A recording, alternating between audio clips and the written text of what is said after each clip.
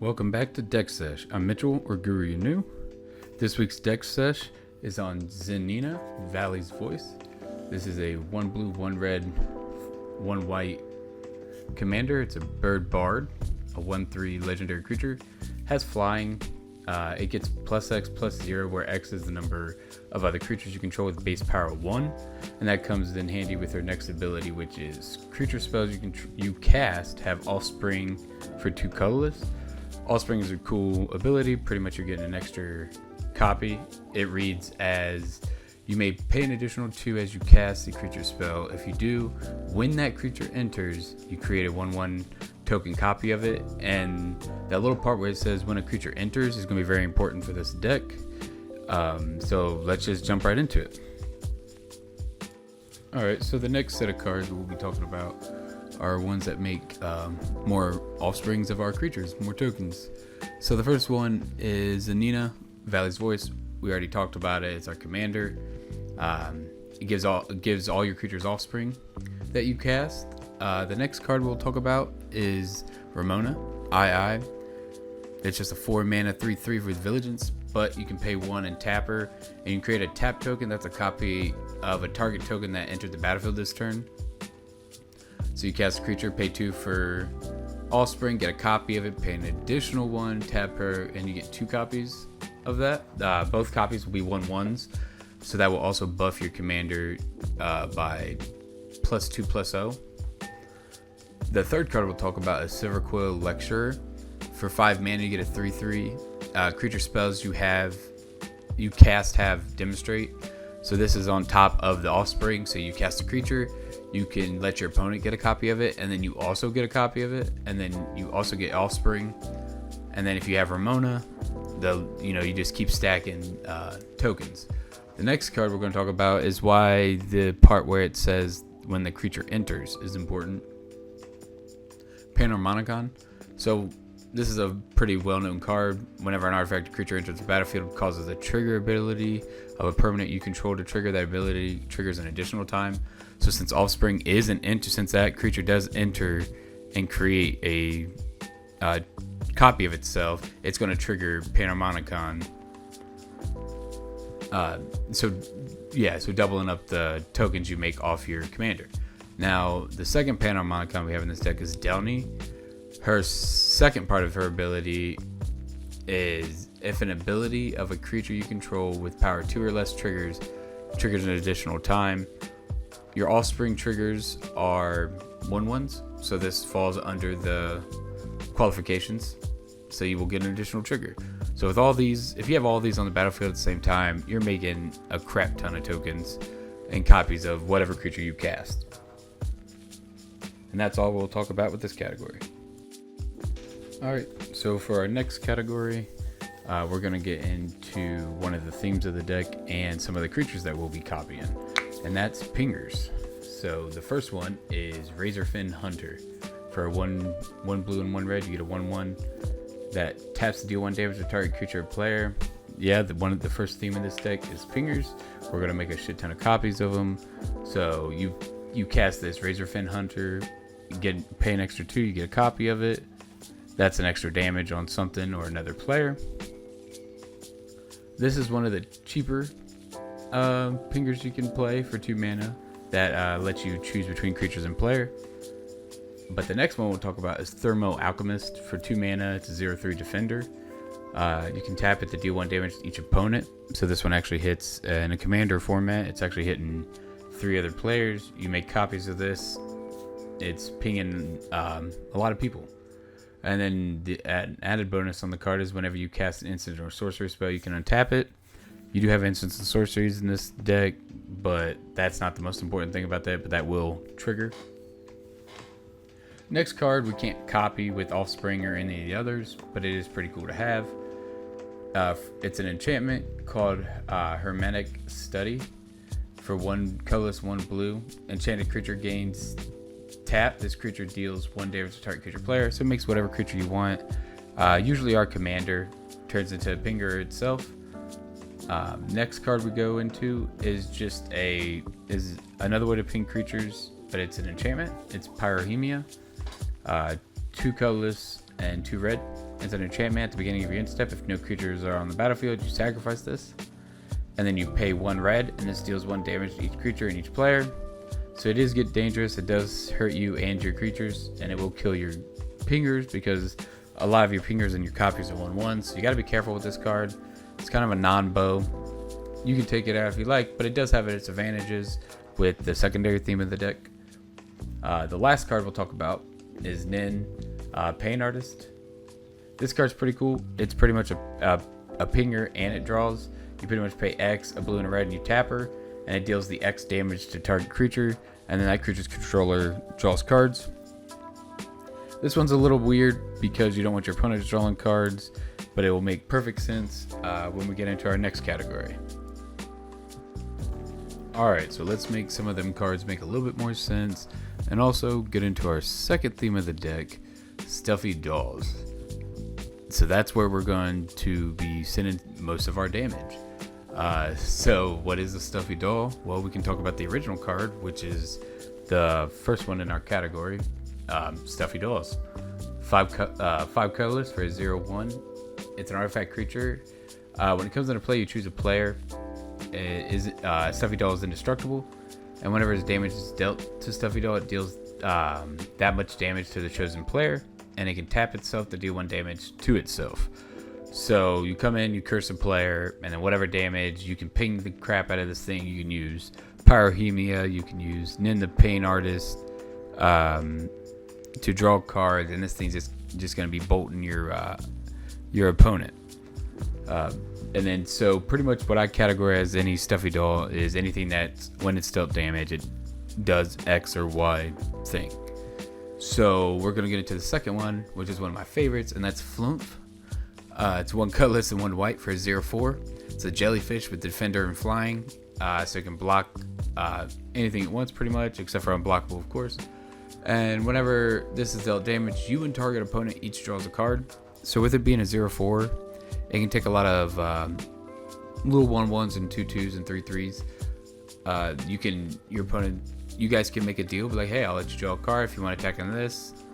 It's got politics into it. You can make a lot of copies of this, so you can designate 1 Flumph for each player. So that's kind of cool.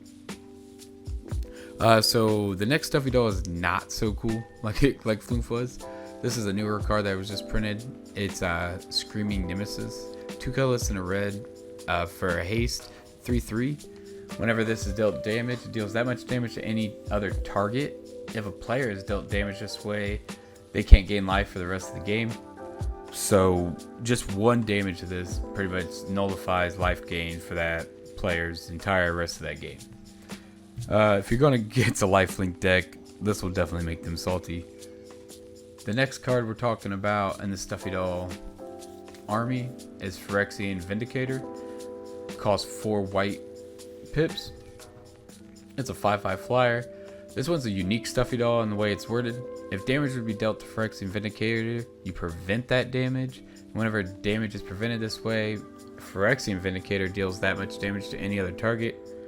So this gets around like if your opponent then again has lifelink, it will prevent that damage, so your opponent actually won't gain that life, but you will still be able to dish out that damage. So this is strong Stuffy Doll indeed. The last one we'll talk about is a unique one in the fact that it's a werewolf, so you're gonna have to flip it. It's Ill-Tempered Loner.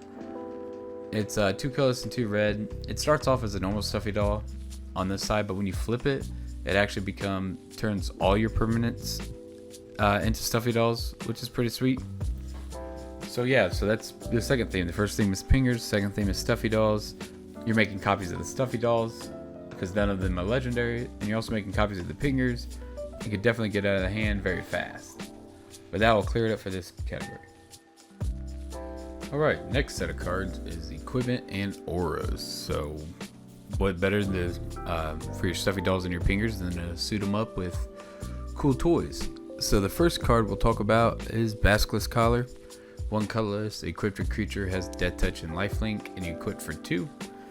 Give any one of your pingers, or even one of your Stuffy Dolls, the ones that say like they deal the damage, the Death Touch will work. You'll gain a life and you'll kill anything for 1 damage. The next card we'll talk about is Shielded by Faith.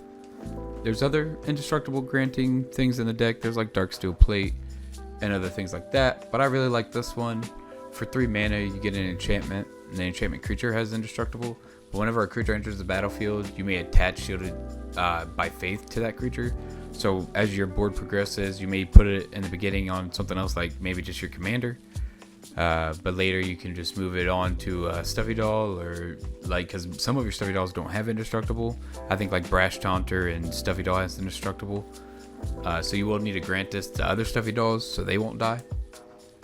The third card is one of my favorites, and that's Pariah's Shield. 5 colorless, 3D equipped. It is a bit expensive, but all damage that would be dealt to you is dealt to a creature instead. So your opponent tries to hit you with big damage. His Pariah Shield say no, you're gonna hit the Stuffy Doll instead. I'm gonna send the damage right back at you, pretty much like a magic cylinder in Yu-Gi-Oh. The next card we'll talk about is pretty much the same as the last, but in an aura form. It's Pariah. The enchanted creature pretty much says all damage that will be dealt to you is dealt to a creature instead. This one does require an equip cost, but it is a one and done. So once the creatures are moved or whatever happens, this thing will not be able to be attached to anything else unless it's brought back from the graveyard. The last card we'll talk about is something for our pingers, and that's Curiosity. Nothing's better than this. 1 blue. Whenever an enchanted creature deals damage to an opponent, you may draw a card. This will draw you a lot of cards throughout the game, but it is an aura, so you gotta be careful if the creature dies. You might not be able to get this enchantment back. So equip it to like a Stuffy Doll, something with an indestructible, and it should draw you a lot of cards. And that will wrap it up for this category. Alright, so the next cards we'll be talking about add a little something extra to what we're already doing. The first card we will talk about is Powerstone Minefield. It's an enchantment, 2 colorless, or red and a white. Whenever a creature attacks or blocks, this deals 2 damage to it. It does hurt on a lot of notes, like normal creatures that you have that attack are gonna die. But if it's a Stuffy Doll that's attacking, it's gonna deal 2 damage to it, and then you can send that damage to whoever you like. And your pingers are gonna be tapping, not attacking. So very few times it actually affects you, but it will affect your opponents on blocks and attacks. And then it works double on blocking. Like if your opponent attacks you, you block with the Stuffy Doll. It's going to deal 2 damage to my Stuffy Doll for blocking, and then I'm also going to be, and then I'm going to be able to deal the 2 damage from the block and whatever damage the creature's dealing to me. So it adds a little something extra to that end. The next card is Drum Bellower. 2 colorless and a white. It's a 2/1 flyer, and you untap all creatures you control during each other player's untap step. This untaps your Stuffy Dolls. This untaps your pingers. So you're just going to be able to use them every single round. This thing gets crazy, and it's really fun in this deck. The third card we'll talk about is Garrison. He is from the Warhammer set. He's a 1 colorless, a blue and a red. He's a 3/2. He has Ward 2. And whenever another source you control deals exactly 1 damage to a permanent player, he'll deal 2 damage to that permanent player. So a little something extra. Your pingers all deal exactly 1 damage pretty much. So you deal 1 damage. This will deal 2 damage more to that. So all your little 1 damages now turn into lightning bolts, and you're going to be able to sling them and spray them anywhere on the battlefield. The next card is Ty Walkin. Perfect Shot, 1 red and 1 white. It's a 2/3. Whenever a source you control deals non-combat damage, which our pingers will be doing, and our Stuffy Dolls, to a creature equal to that creature's toughness, you draw a card. This triggers sometimes, but it's not the main reason to run her. It's for the bottom half. You can pay X, you can tap her. If a source you control would deal non-combat damage to a permanent player this turn, it deals that much damage plus X instead. This is like an anthem for this deck, because you're paying X, tapping her, and then for the whole rest of the turn, any non-combat damage you deal to a permanent player is going to deal extra. So you tap a pinger, it deals 1, but if you pay 5, let's say 5, pay 5, tap her, your pinger's now dealing 6 damage. Garrison, the last card we was talking about, is going to deal an extra 5 damage, so he's going to be add an extra 7 to whatever the previous number is that you just did. So yeah, things get real crazy when Ty Walkins on the battlefield. Next one's another Boros baddie, and it's Earther Joe, Frontier Mentor. 2 colors, a red and a white. 2/4. When Earther Joe enters the battlefield, you get a 1/1 red mercenary creature token that can tap, and you can have a target creature gain just a +1/+0. That part's not important. The bottom part is super important. Whenever you activate an ability that targets a creature or player, you copy that ability and you may choose new targets for that copy. We're just copying triggers and everything in this deck. So you tap a pinger, it's an activated ability. It's going to target either a player or creature, and Earther Joe's going to copy it. So then you're going to be able to choose a new target for that. So let's say you have Earther Joe and Garrison on the battlefield.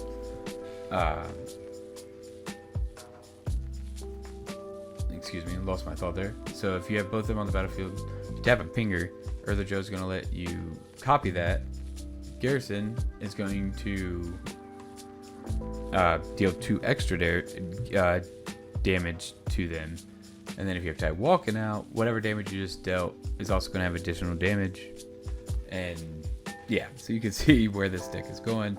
It's crazy fun. If you do build it, let me know what you think of it. I have a lot of fun when I'm in a pod with this deck. And I hope you guys have a good day. See ya.